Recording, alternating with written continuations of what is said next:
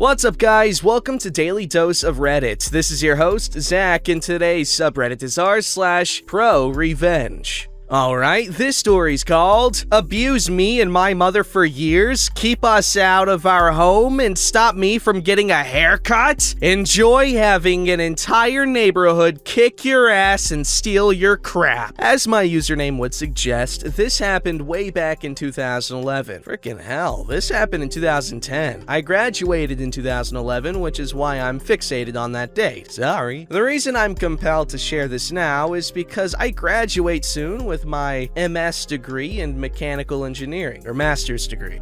My grades sucked all through high school, in many ways due to Michael, the subject of this post, and I've struggled with depression and anxiety over the years. I shared this story with my girlfriend this morning, and she was shocked at it. I just never thought to share it before. She told me to post it here. My mom dated a guy named Michael from the time I was 7 until December 17th, 2010. I just recently turned 18 and was in my last year of high school. Michael was a person who did not deal well with issues he had from his own abusive upbringing. I've been a crap person before myself, and I'm sure I still have a lot of room to improve, so I never like to speak poorly of people because I think it can be accurately assumed that most people have a good reason for being the way that they are. It's not an excuse, but I don't think people are bad. I think bad circumstances condition people to behave badly. Hey man, holy crap, I agree with that sentiment. However, there are some just purely bad people. Like, there are people who make conscious decisions to do bad things for just the hell of it. Michael was a severe alcoholic, he was childish, he was obsessed with knives, would talk about how he wished he could gut people alive, hung around violent criminals, and took me around them as a child. He was extremely verbally and emotionally abusive to my mother. My mother wanted him to be my dad though. So, to his credit, he fitted the dad role as best as he could. But the best he could do was to teach me extremely unhealthy relationship dynamics and how to glorify violence and bravado. At the end of high school, my mom's mom died and left my mom a house. The house was, or is, decently sized, and while it's still in the ghetto, it's in as safe a part of the ghetto as there is. Everyone that lives in this corner of the city has been there for decades, and we all know each other very well. We're like a big family, but we keep to ourselves unless invited in by others. We respect boundaries, and that's what makes this small community a good one. Now, important to note, my neighbors and older bros are not angels. These people are violent criminals in their own right, but they were on my side, and this is important. So, the house. It was left to me and my mother. Michael refused to let us enter the home. My mom and I lived in the smallest, crappiest apartment in the most violent part of the city. And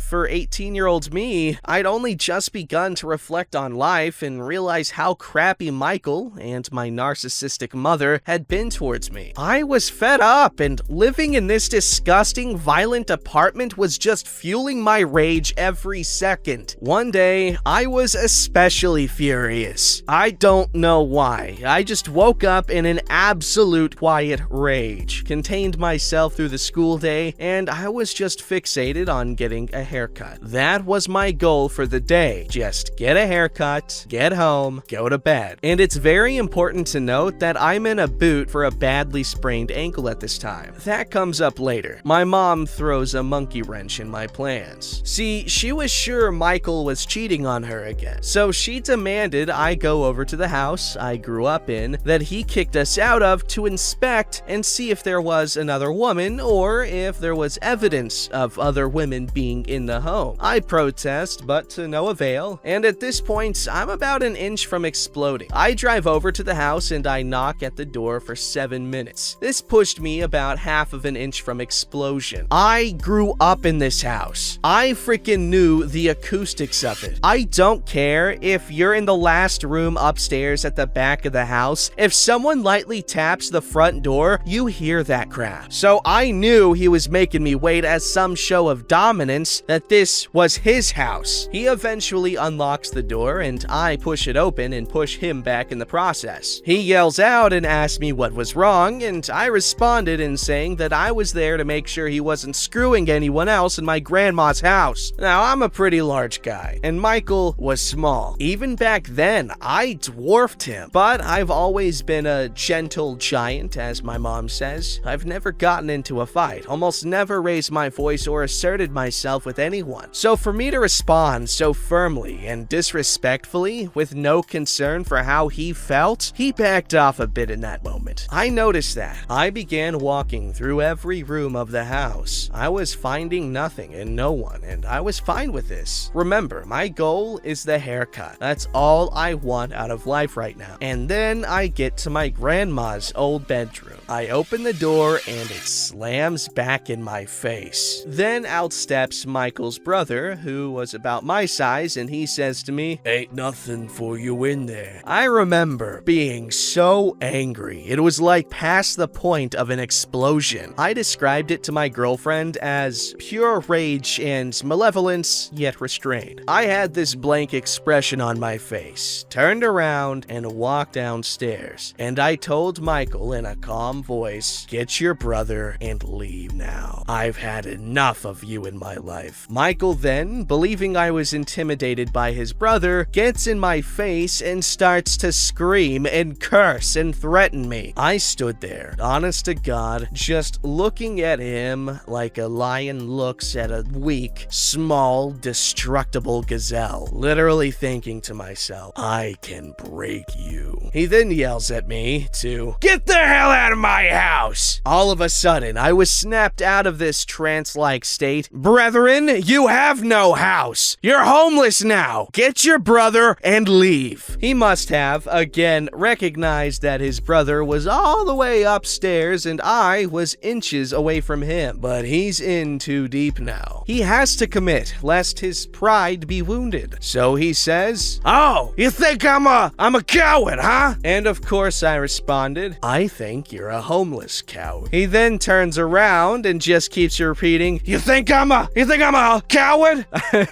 I wish I could say cuss words on here. He eventually comes back with 2 knives in his hands. I see this, and at this moment, I'm very seriously okay with the thought of dying right then and there. Wow. Life had always been crap, and I couldn't even get my damn hair cut. This part still makes me cry, even right now. So I told him, "You're gonna have to kill me the first time you swing at me with those." Then his brother comes downstairs. I never took my eyes off Michael. His brother stands on the stairs a few feet away from Michael and I. Michael drops the knives and tries to tackle me and push me out of the house. I slip a little because of the boot, but once I get a little friction under the boot, it literally feels like when your little cousin or sibling tries to fight you. In that moment, I thought about how I was about to destroy this man. His brother must have seen me smile because then he jumped in and started pushing me as well. I don't know if I was stronger than I thought or if the rage gave me an adrenaline rush, but I was pushing them both back. I'm telling you, man, desperation can cause some great things to happen, and some creepy stuff too, so don't be too desperate.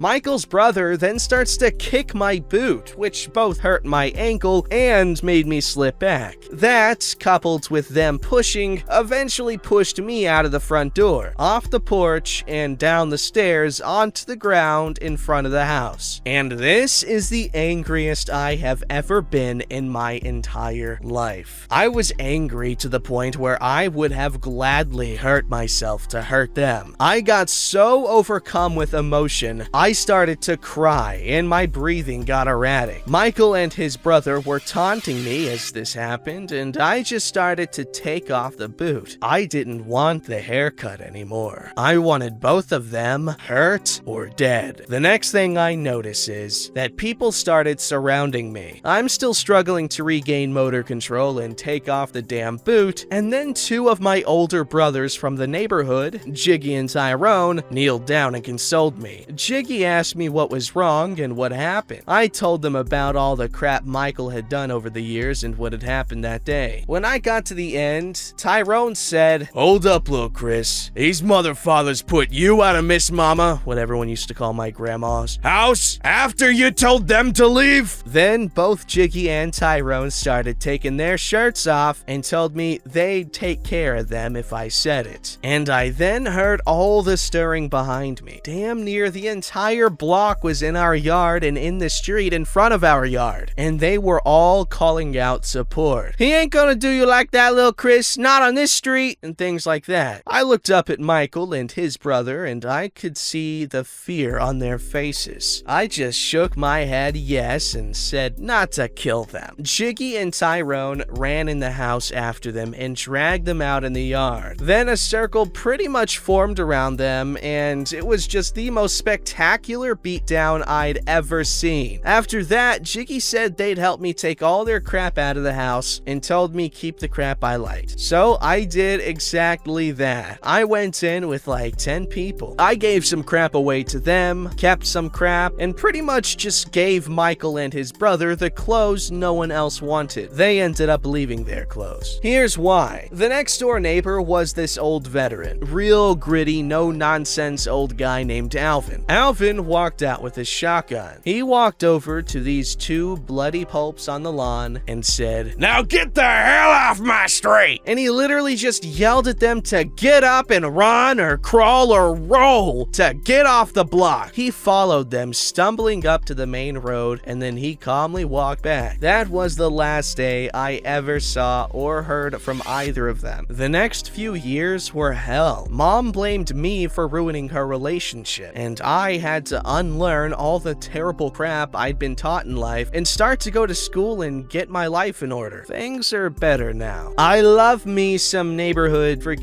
I love justice like this. I don't know what to call it, mob justice, if that's, I guess that would be like a technical term for it, but this was a righteous mob. Anyway, OP, good on you for not taking their crap. I'm sure like they're like terrified of you now, basically, and that's good. And it must have been really, really nice to know all of these people had your back. I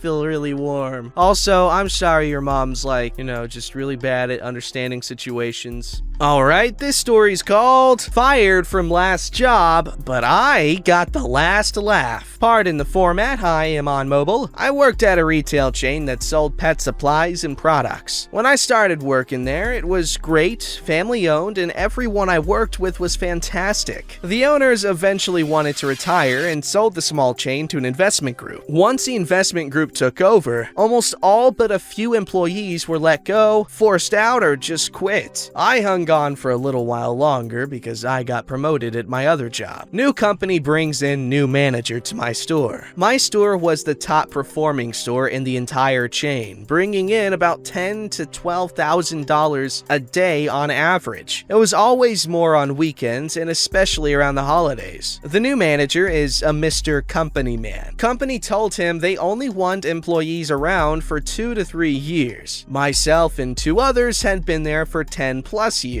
So naturally he began ruffling feathers and giving us all a hard time. Unfortunately, he decided on me first. Mr. Company Man found out I worked 2 jobs. The 2 jobs are not in related fields, so there was no chance of any conflicts of interest on my end. However, my second job requires me to work nights and weekends. When Mr. Company Man found this out, he demanded I work nights and weekends there. So it was fair for everyone. I didn't work nights and weekends there because I was that store's only OSHA certified forklift operator, and deliveries didn't come at night. They came weekday mornings every day. Mr. Company Man didn't want to hear that and told me I either had to work nights and weekends or that day would be my last day. I told him, "Don't threaten me with a good time. I suppose today is my last day then." I was pretty pissed about that, but it's not a big deal now. Ended up being the greatest greatest thing that ever happened to me. I went home early, didn't finish my shift because screw them, but when I got home, I decided to call my local OSHA inspector and report them for not having a certified operator on staff, as well as numerous other hazards. Needless to say, they lost close to 3 weeks' profit from all the violations the inspector found. I was surprised they even showed up. In my state, the inspector will call you back after an inspection and tell you if your claims were founded or not. Mine were, and Mr. Company Man got his ass chewed out so bad he ended up quitting. Edit, I didn't expect this to really get any attention. Thanks for all the awards. To add a bit more, after I was fired, it really motivated me to get my behind in gear and get back in school. Working as a stationary engineer now. Thanks everyone. Edit 2. Wow, this really blew up. I am editing again to make a few clarifications. My state does not have a forklift license. It's really called a powerlift operator's license. The license needs to be renewed every 4 years. There are 7 classes of powerlift here. I was certified in 1 through 6. Class 7 being any lift equipped with pneumatic tires, which I would never have needed to use because ours was a class 5. There is no federal regulation, standard, or language that requires certification to my best knowledge, but my AHJs, authority having jurisdiction, are allowed to make regulations and standards that are more stringent than federal ones. These standards and regulations are typically enforced by local Department of Labor office or OSHA office. Thanks all. Thank you for the lesson